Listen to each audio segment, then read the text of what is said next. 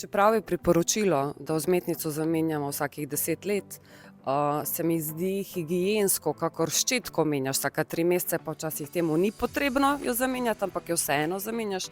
Se mi zdi, da vzmetnica je pa le pomembno, da je res čista, ker vsaj 8 ur prespimo, no, če smo srečni, 8 ur prespimo.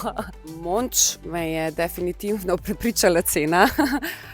Iskala sem vzmetnico, ki ima to lastnost, da znižuje telesno temperaturo, in sem se odločala med 2 modeloma, ampak vzmetnica Monč me je prepričala, zaradi tega, ker je bila bolj ugodna. In jaz kot ekonomistka valjda gledam, da so moji nakupi optimalni in ekonomski, in res mislim, da je zelo pomembno to, da ta vrhunska kvaliteta je dostopna prav vsem.